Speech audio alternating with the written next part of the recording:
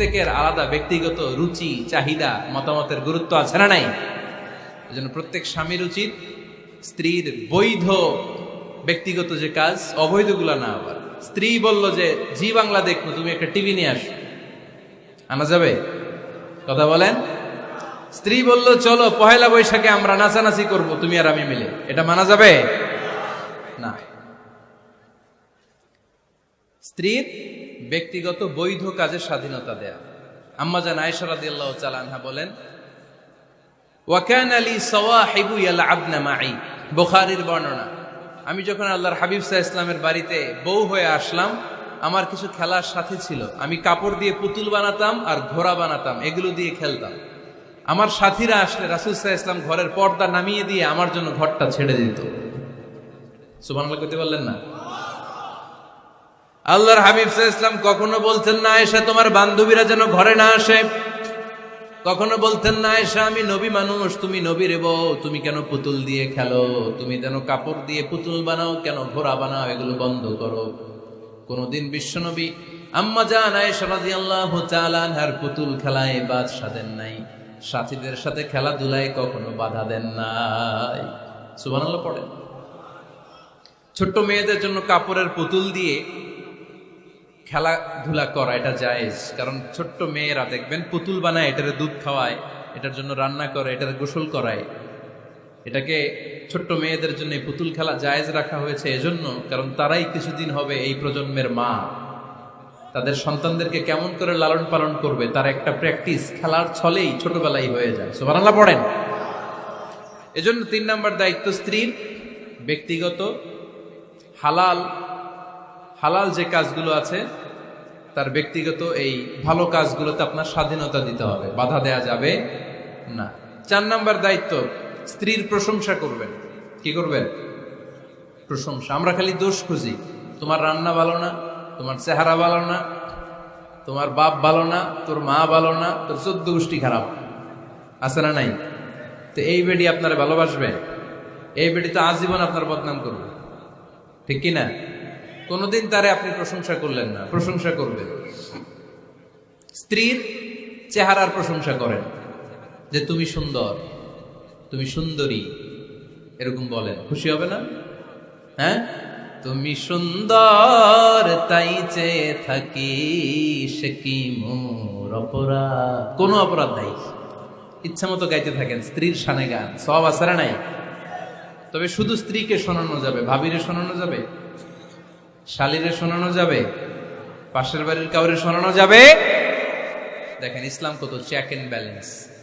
স্ত্রীকে আপনি গান শোনান, কোনো গুনাহ নাই, আছে শুধু সওয়াব। সারাদিন এই মহিলাটা ফজরের পর থেকে উঠে ঘর গুছায়, মশারিগুলো খোলে, বিছানা পরিষ্কার করে, বাচ্চাদেরকে ক্লিন করে, স্কুলের টিফিন রেডি করে দেয়, বাচ্চাদেরকে স্কুলে যেতে দেয়, আপনার জন্য খাবার রেডি করে, কাপড় ধোয়, ঘরের সবাইকে দেখভাল করে। একদিনও আপনি তার এপ্রিসিয়েশন করলেন না। এরকম ডাকাইত স্বামী আছে না নাই?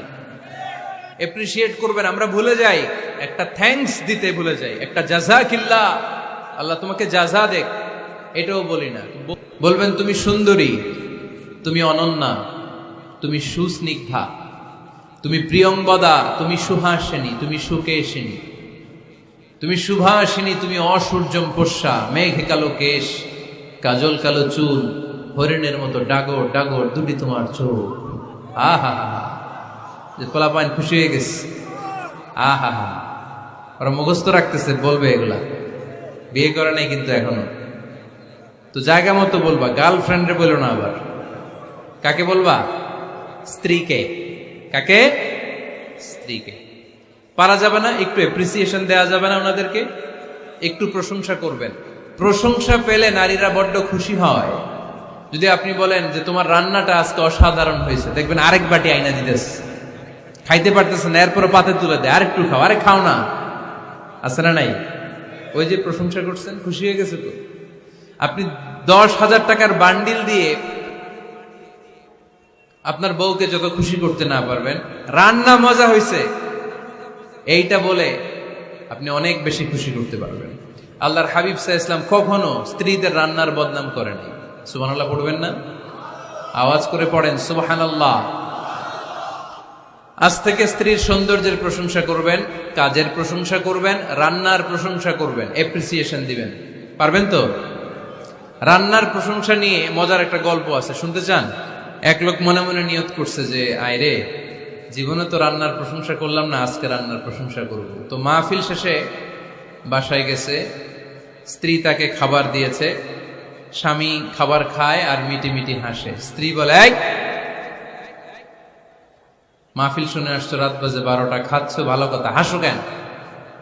তো স্বামী বলে, হাসি এর কারণ হচ্ছে তোমার রান্নাটা আজকে এত মজা হয়েছে না জীবনে, আজকে বাড়াই বাড়াই করতেছে তো, জীবনে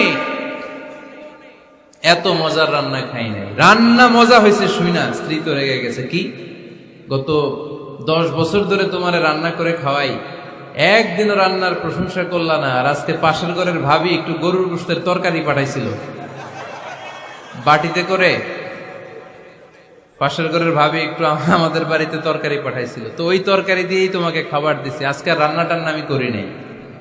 তো ওই বেটির রান্না তোমার এত ভাল লাগছে, এই 10 বছরে একদিনও কইলা না, আজকে এটা কইলা, খাও খাও, তোমার মজার খাওয়া, আর রান্ধুন না। তো প্রশংসা করলে বুঝে শুনে করবেন, একটু এনশিওর হবেন যে রান্নাটা করছিল কে, তা না হইলে কিন্তু ঘরে চুলায় আগুন জ্বলবে না, টানার রোজা রাখা লাগবে, ঠিক কিনা? তো 4 নম্বর গেল এপ্রিসিয়েশন, একটু এপ্রিসিয়েশন দিবেন। আল্লাহর হাবিব সব সময় স্ত্রীদের প্রশংসা করতেন। সহিহ বুখারীর বর্ণনা, আল্লাহর হাবিব বলেন, ইন্না ফাদলা আয়েশা আলান নিসা কাফাদলিস সারিদ আলা সাইরিত তাআম। আরব ভূখণ্ডের মধ্যে সব খাবারের উপরে সারিদ খাবার যেমনি সেরা, দুনিয়ার সব নারীদের মধ্যে আমার আয়েশা তেমনি সেরা। সারিদ একটা খাবার আছে। আমি যখন মিশরে পড়তাম আল আজহার ইউনিভার্সিটিতে, আমাদের ইউনিভার্সিটিতে সরকারের পক্ষ থেকে সরকারিভাবে খাবার দেয়া হতো। আমাদের খাবারের খরচ বহন করতেন ওমানের সুলতান কাবুস, উনি আমাদের খাবারের খরচটা বহন করতেন। তো আমাদের আল আজহার ইউনিভার্সিটির হোস্টেলে ঈদের দিন একটা খাবার দিত, এটার নাম ছিল সারিদ। রুটি আর গোশত এগুলোকে ম্যাশড করে একটা স্তর বানাতো, এটা কেটে কেটে আমাদেরকে দিত, এটাকে বলে সারিদ। আরব দেশে সবচেয়ে দামি খাবার। আমাদের দেশে যেমনি পোলাও, গরুর রেজালা, রোস্ট, এগুলো খুব উন্নত খাবার ধরা হয়, বিয়েতে সার্ভ করা হয়। আরব দেশে ওইটাকে বলে সারিদ, শ্রেষ্ঠ খাবার। আল্লাহর হাবিব বললেন, সব খাবারের মধ্যে যেমনি সারিদ সেরা, নারীকুলের মধ্যে তেমনি আমার আয়েশা সেরা। দেখেন কেমনে এপ্রিসিয়েট করতেন। আম্মা জান আয়েশাকে তিনি সব সময় আদর করে হামায়রা বলে ডাকতেন। হামায়রা মানে লাল সুন্দরী বউ। কি সুন্দরী? আম্মা জান আয়েশা রেগে গেলে গাল দুটো আনার ফলের মতো লাল হয়ে যেত, এজন্য ডাকতেন, ও আমার লাল সুন্দরী বউ। সুবহানাল্লাহ কইতে পারলেন না? আবার আম্মাজান খাদিজাতুল কুবরা তাহেরা রাদিয়াল্লাহু তাআলা আনহার ব্যাপারে বলতেন, ইন্নী ক্বাদ রুজিকতু হুব্বাহা। সহিহ মুসলিমের বর্ণনায় তিনি বলতেন, খাদিজার ভালোবাসা আল্লাহ তাআলা আমার হৃদয়ে রিজিক হিসেবে দিয়েছে। আওয়াজ করে পড়েন আল্লাহু আকবার। তো এইজন্য এক ছাদের নিচে আজীবন বসবাস, 20 বছর হয়ে গেছে এদের সংসার, একদিনও মুখ ফুটে বলতে পারে নাই তোমারে ভালোবাসি। পারছেন? হ্যাঁ, কে কে পারছেন? দেখে হাত তুলেন। হাত অর্ধেক তুলে আবার নামায়, ভেজাল আছে, ঠিক কিনা? ভালোবাসি বলছিলেন? কারে বলছিলেন? ভাবিকে না গার্লফ্রেন্ডকে? হ্যাঁ, স্ত্রীকে বলবেন, নিজের স্ত্রীকে বলবেন আই লাভ ইউ। কি বলবেন? কথা বুঝে না বোধহয়। কি বলবেন? সবাই বলেন, কি বলবেন? মুরব্বী একজনও কয় না, কয় এতদিন কইছি না, অহনও কম না। বলবেন, ভালোবাসা প্রকাশ করবেন। স্ত্রীরা এটা খুব চায়, স্বামীর পক্ষ থেকে এই খুনসুটি গুলো খুব পছন্দ করে। আপনি আজকে যে বলেন, দেখবেন ফ্যামিলির সুখ বাড়তে শুরু করছে। সুনানে তিরমিজির বর্ণনা, দেখেন বিশ্বনবী যে আই লাভ ইউ বলতো, তার দলিল শুনেন। সাহাবারা জিজ্ঞেস করলেন, ইয়া রাসূলুল্লাহ, মান আহাব্বুন নাসি ইলাইক, ও নবী কারে সবচেয়ে বেশি ভালোবাসেন? Who do you love the most, নবী কাকে সবচেয়ে বেশি লাভ করেন আপনি? সাহাবারা প্রশ্ন করলেন, এ রাসূলুল্লাহ কাকে লাভ করেন বেশি? আল্লাহর হাবিব সাল্লাল্লাহু আলাইহি ওয়াসাল্লাম বললেন, আয়েশা, আয়েশা রে। সুবহানাল্লাহ কবেন না?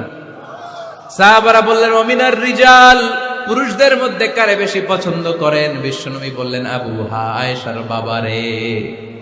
সাইয়েদনা আয়েশা রাদিয়াল্লাহু তাআলা আনহার বাবার নাম কি? আবু বকর। কি নাম? আবু বকর। আল্লাহর হাবিব সাল্লাল্লাহু আলাইহি ওয়াসাল্লাম বললেন, সবচেয়ে বেশি লাভ করি আয়েশাকে। সাহাবারা বললেন, ওমিনার রিজাল, পুরুষদের মধ্যে কারে বেশি লাভ করেন? আল্লাহর হাবিব সাল্লাল্লাহু আলাইহি ওয়াসাল্লাম বললেন, আয়েশার বাবা রে। সুবহানাল্লাহ পড়েন। আম্মা জান আয়েশাকে বিশ্বনবী এত ভালোবাসতেন। আম্মা জান আয়েশা পেয়ালার যেইখানে ঠোঁট লাগিয়ে দুধ পান করতেন, বিশ্বনবী পেয়ালার ওই জায়গাটা খুঁজে খুঁজে ওই জায়গায় ঠোঁট লাগিয়ে দুধ পান করতেন। আম্মা জান আয়েশা রাদিয়াল্লাহু তাআলা না গোশত খেয়ে হাড্ডি চষে হাড্ডিটা রেখে দিলে বিশ্বনবী আম্মা জান আয়েশার চষা হাড্ডিটা মুখে নিয়ে আবার চষতে শুরু করে দিতেন। পড়েন সুবহানাল্লাহ। দুইজন একসাথে এক বালতি থেকে পানি নিয়ে গোসল করতেন। পড়েন আল্লাহু আকবার। তাহলে এভাবে ভালোবাসা প্রকাশ করতে পারবেন তো? আল্লাহর হাবিব সাল্লাল্লাহু আলাইহি সাল্লাম ঘরের কাজে সাহায্য করতেন। আপনারা ঘরের কাজে সাহায্য করেন তো? আম্মা জান আয়েশা বলেন, বিশ্বনবী নিজ হাতে জুতা সেলাই করেছেন, নিজ হাতে জামা সেলাই করেছেন। মুসনাদে আহমদ ইবনে হাম্বলের বর্ণনা, আল্লাহর রাসূল সাল্লাল্লাহু আলাইহি ওয়াসাল্লাম দুধ খেতে মন চাইলে নিজ হাতে ছাগলের দুধ দহন করেছেন। সুবহানাল্লাহ। নিজে আটার খামির বানাতেন, আম্মা জান আয়েশা চুলায় সেকা দিতেন। আবার আম্মা জান আয়েশা রাদিয়াল্লাহু তাআলা আনহা আটার খামির বানাতেন, বিশ্বনবী এটা চুলায় সেকা দিতেন। সুবহানাল্লাহ পড়েন। দুধ খেতে চাইলে নিজ হাতে বিশ্বনবী ছাগির ওলান থেকে দুধ দহন করে আম্মা জান আয়েশার কাছে এনে দিয়ে দিতেন। সুবহানাল্লাহ পড়েন। তাহলে ঘরের কাজে সহায়তা করবেন। ঘরের কাজে সহায়তা, হালাল বিনোদন, এটা ইসলাম জায়েজ রেখেছে। অনেকে আমরা বিনোদনটাকে হারাম মনে করি, এরকম আছে না নাই? হ্যাঁ, বিনোদন দুই ধরনের, একটা হারাম এন্টারটেইনমেন্ট আর একটা হচ্ছে হালাল এন্টারটেইনমেন্ট। আম্মা জান আয়েশা রাদিয়াল্লাহু তাআলা আনহাকে নিয়ে মরুভূমিতে দৌড়াদৌড়ি করতেন। ভাবির সাথে দৌড়াদৌড়ি করছেন কারা কারা? দেখি হাত তোলেন। হ্যাঁ, দৌড়াদৌড়ি করছেন কোথায়? যৌতুকের লাগে হেতেরে দৌড়াইছেন? হেতি বাসাল্লাই দিছে দৌড়, এই দৌড়াদৌড়ি না। আম্মা জান আয়েশা রাদিয়াল্লাহু তাআলা আনহার সাথে বিশ্বনবী মরুভূমিতে দৌড়াদৌড়ি করেছেন। বলেছেন, আয়েশা দেখো কে কার আগে ওই খেজুর বাগান ধরতে পারে, তুমি আগে না আমি আগে। একবার বিশ্বনবী জিতলেন, তার 7 বছর পরে প্রথমে আম্মা জান আয়েশা রাদিয়াল্লাহু তাআলা আনহা ওই দৌড়ে জিতলেন। তার 7 বছর পরে বিশ্বনবী জিতে আম্মা জান আয়েশাকে হারায় দিলেন। পড়েন সুবহানাল্লাহ। ঈদের দিন আম্মা জান আয়েশাকে হাবাসি সাহাবাদের তীর আর বল্লম দিয়ে যে খেলা চলতে, এই খেলা দেখাতেন। সুবহানাল্লাহ পড়েন। বিশ্বনবী খেলা দেখাতেন আম্মা জান আয়েশাকে। এই হচ্ছে স্বামীর দায়িত্ব, হালাল এন্টারটেইনমেন্ট আপনি করতে পারবেন। স্ত্রীর মতামতের গুরুত্ব দিবেন। অনেক স্বামী আছে বাজার করতে গেলে নিজের যেটা মন চায় ওইটাই কিনে, আছে না নাই? নিজে গরু খাবে, খাসি খাবে, খালি ওইটাই কিনে। আপনার বউ হয়তো পছন্দ করে আচার, পছন্দ করে জলপাই, আমড়া, এগুলো আনে না, আছে না নাই? খোঁজ খবর নিবে। অনেকে ফ্ল্যাট কিনতে মনে চায়, হুট করে কিনে ফেলে না। ভাবিরে জিজ্ঞেস করবেন কোন দিকে কিনলে ভালো হয়, ওয়াশরুমটা কোন দিকে দিতে হবে, কিচেনটা কোন দিকে দিলে সুবিধা, জানালাগুলো কোথায় দিলে সুবিধা, এগুলো সব ডিসাইড করে নিবেন। এই কারণেই দাম্পত্য জীবনে সুখ নাই। একসাথে সময় কাটাবেন, 6 মাসের বেশি কোন লোক তার স্ত্রীর অনুমতি ছাড়া বাইরে যে প্রবাস জীবন কাটাতে পারবে না। এদেশের অনেক লোক প্রবাসে সময় কাটায়, 6 মাসের বেশি স্ত্রীকে রেখে দিয়ে কোনো হাজব্যান্ড বিদেশে থাকতে পারবে না। সিলেটিরা লন্ডনে থাকে, 6 মাস পরেই আসতে হবে, ঠিক কিনা? স্ত্রীর জন্য দোয়া করবেন। স্বামীর পক্ষ থেকে স্ত্রীর জন্য দোয়া, এটার গুরুত্ব আছে না নাই? বিশ্বনবী তার স্ত্রীর জন্য দোয়া করতেন। স্ত্রীর জন্য দোয়া করবেন, রব্বানা হাব লানা মিন আজওয়াজিনা ওয়া যুররিয়াতিনা কুররাতা আ'য়ুন ওয়াজআলনা লিল মুত্তাকিনা ইমামা। ও আল্লাহ, আমার স্ত্রীদেরকে, আমার সন্তানদেরকে আমার চক্ষু শীতলকারী বানিয়ে দেন। পড়েন আমিন।